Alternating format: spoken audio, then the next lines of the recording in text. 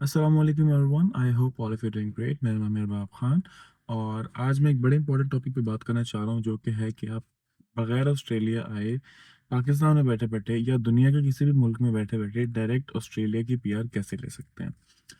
बहुत ही important topic है और आई थिंक ज़िंदगी में एक दफ़ा तो हर किसी को ट्राई करना चाहिए। एक दफ़ा ट्राई करने का मतलब है कि आपने बस एक दफ़ा प्रोसेस करना है and then you just wait for your turn. एक दफ़ा ऐसे लाइन में लग जाएं, कभी ना कभी बारी आ जाएगी। उस तरह का है, कुछ चीज़ें आपने टाइम टू टाइम अपडेट करनी है। तो let's start with the video. सबसे पहले तो मैं आपको बताऊं कि आपने ऑस्ट्रेलिया जो आना है उसमें आपके पास ऑप्शंस कौन कौन से वीज़ाज़ की हैं। क्योंकि मैं बात कर रहा हूँ परमानेंट रेजिडेंसी की, पीआर की बात कर रहा हूँ। तो पीआर के अंदर अगर आप ऑस्ट्रेलिया से बाहर बैठे हैं तो आपके पास दो ऑप्शंस हैं, मेजर ऑप्शंस हैं।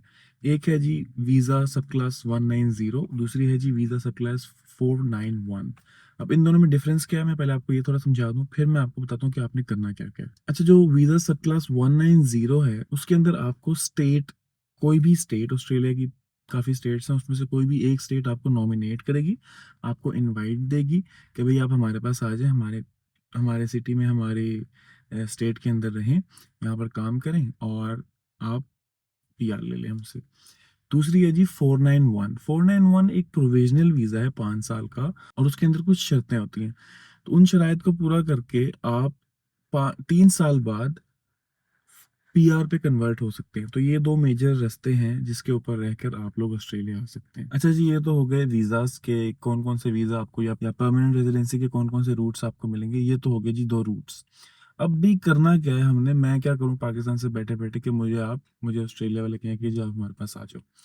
अच्छा, सबसे पहले जो सबसे इम्पोर्टेंट चीज़ है, यहीं पर आधे लोग फिल्टर आउट हो जाएंगे कि जो आपको चाहिए वो है स्किल्स असेसमेंट। स्किल्स असेसमेंट का मतलब है कि ऑस्ट्रेलिया की कोई अथॉरिटी, लेट्स सपोज मैं सिविल इंजीनियर हूँ, मैं अपने डॉक्यूमेंट्स में अपनी डिग्री उस अथॉरिटी को दूंगा कि भाई आप देखें मैं सिविल इंजीनियर हूँ, आप इसको अप्रूव करें। वो डॉक्यूमेंट उस वो अथॉरिटी उसको असेस करेगी और आपको स्किल असेसमेंट दे देगी कि जी हाँ जी, हमारे मुताबिक आप सिविल इंजीनियर हैं और आप एलिजिबल हैं अप्लाई करने के लिए। तो अगर आपके पास एक डिग्री है वैलिड, कोई डिप्लोमा है 2 साल 3 साल का, कोई ऐसी चीज़ है जिसको आप समझते हैं कि आपके पास एक्सपीरियंस है कोई विद डिग्री, जिसको आप असेस करवा सकते हैं, तो आप ज़रूर अपने ऑप्शंस देखें। हो सकता है कि आप एलिजिबल हों और आप ट्राई ही ना कर रहे हो। तो सबसे पहले आपने करवानी है स्किल असेसमेंट। अच्छा जी, स्किल असेसमेंट आपने करवा ली। अब आप वन वे और अनदर उस सिस्टम का हिस्सा बन चुके हैं जिसके थ्रू आपको पीआर मिल सकती है। अच्छा, पहले मैं आपको थोड़ा सा ओवरव्यू दे दूं कि किस सिस्टम से गुजर के आपकी पीआर आपको ग्रांट होगी, आपको इनवाइट मिलेगा। यहाँ पर ऑस्ट्रेलिया में पॉइंट सिस्टम है, आपको पॉइंट्स अपने बनाने होते हैं और आपके जितने ज़्यादा पॉइंट्स होंगे उतना ज़्यादा चांस है आपको इनविटेशन मिलने का। उसके बाद आप नॉमिनेशन अप्लाई करते हैं, उसके बाद आपको वीज़ा मिलता है। तो सबसे पहले आपने पॉइंट सिस्टम को देखना है कि क्या क्या चीज़ें कर कर मेरे पॉइंट्स बढ़ रहे हैं। उसके लिए सिंपली आपने गूगल पे लिखना है ऑस्ट्रेलियन पीआर पॉइंट्स कैलकुलेटर। जो भी पहला लिंक आएगा उसके ऊपर जाएं, वहां पर देखें कौन कौन सी चीज़ें हैं जिससे पॉइंट्स बढ़ रहे हैं। थोड़ी थोड़ी मैं ऊपर ऊपर से बता देता हूँ। आपकी एज के पॉइंट्स होते हैं, आपके सिंगल या मैरिड होने के पॉइंट्स होते हैं, आपकी डिग्री के पॉइंट्स होते हैं, आपकी इंग्लिश लैंग्वेज के पॉइंट्स होते हैं जिसको हम आइल्स या पीटीई एग्ज़ाम कहते हैं। आपका एक टेस्ट होता है नाटी का, नाटी के एग्जाम्स होते हैं। लेट्स सपोज आप ऑस्ट्रेलिया में रह रहे हैं तो उसके अंदर कुछ चीज़ें होती हैं, जैसे आपने ऑस्ट्रेलियन डिग्री की है उसके पॉइंट्स होते हैं।